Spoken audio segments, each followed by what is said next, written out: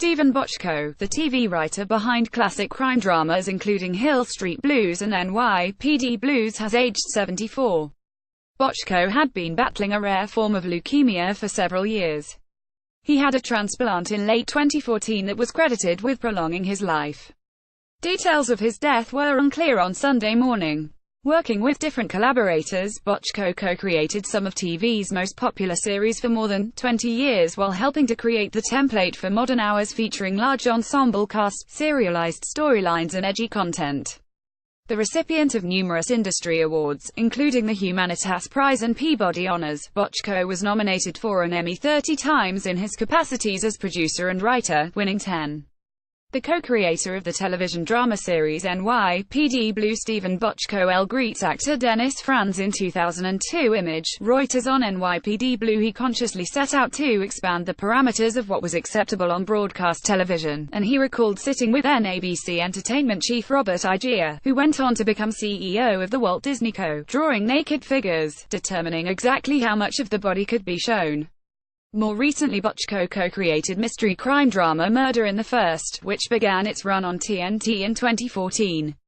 Bochco launched such series as Hill Street Blues, a groundbreaking, Emmy-winning cop show, and LA Law for NBC before entering into a landmark 10-series deal with ABC in the late 1980s.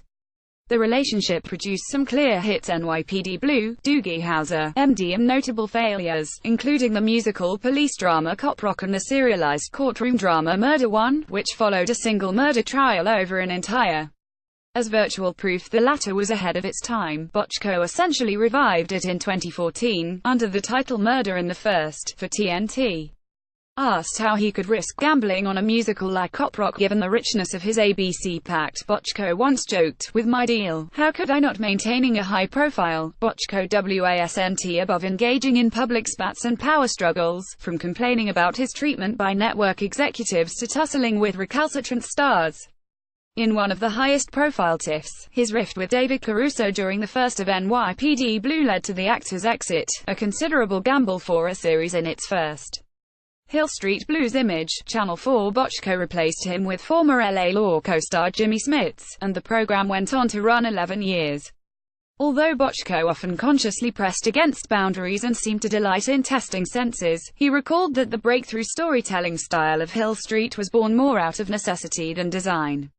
"We had so many characters that we realized we couldn't service 10 or 11 characters within the confines of a single episode, so the only way that we could really do justice to the size of the world was by creating storylines that spilled over the margins," he told the New York Times. The producer also had a way of celebrating even his failures.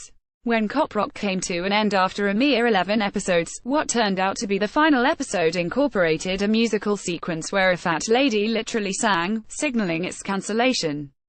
Bochco also appeared to relish nettling his critics, saying that the pressure campaign waged against NYPD Blue, which helped prompt dozens of stations not to air the show when it premiered, ultimately helped promote the series and turning it into a hit. NYPD Blue. Image, Channel 4. Stephen Ronald Bochco was born in New York, the son of a violin virtuoso, which inspired his production company's on-screen logo. He attended NYU and subsequently Carnegie Institute of Technology, receiving a degree in theater. He started his writing career in the 1960s. Credits included Columbo, with an episode directed by Steven Spielberg, who also came up through the ranks at Universal Television. Bochco wrote such features as The Movie Maker and Silent Running before he began to steadfastly focus on television and create his own shows, including Del Vecchio, a drama starring Judd Hirsch. Later came Bay City Blues, about a baseball team, which didn't last.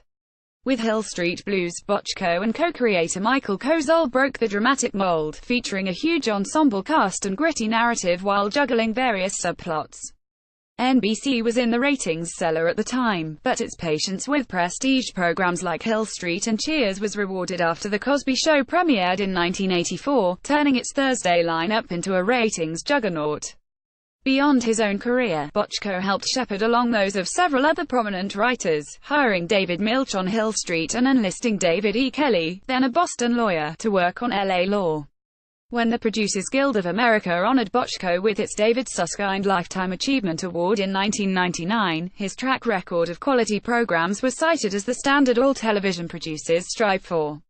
For all his success with police dramas and legal shows, Bochco produced a wide variety of series, from the animated satire Capital Critters to Public Morals, an edgy comedy on which he collaborated with Jay Tarzes that also ran into standards and practices problems. Although major successes eluded him in his later years, Bochco remained active and in demand, taking over as showrunner of Commander-in-Chief, an ABC drama that featured Gina Davis as the first female U.S. president, and co-creating Over There, an FX series that focused on soldiers in Iraq and their families back home. The latter, introduced while the war was ongoing in 2005, engendered controversy because of the timing and subject matter. Bochco also produced the legal drama Raising the Bar for TNT that ran twos in 2008 and 2009. The producer also tried his hand at novels, writing Death by Hollywood, a darkly comic satire with a struggling screenwriter as its protagonist.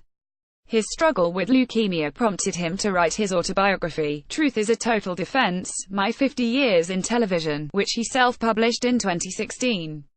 Bochco was loyal to his friends. Certain actors appeared in his shows time and again, but could also nurse a grudge. He also became disenchanted with what he saw as creative interference from the networks, hewing more toward cable. Bochco's association with the business extended to his family.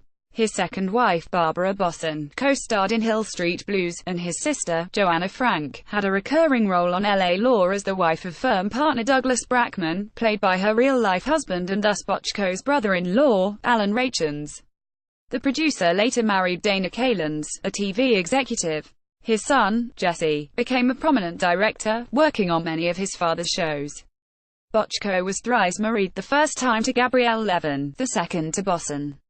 He is survived by his third Kalins, whom he married in 2000, as well as daughter Melissa and sons Jeffrey and Jesse.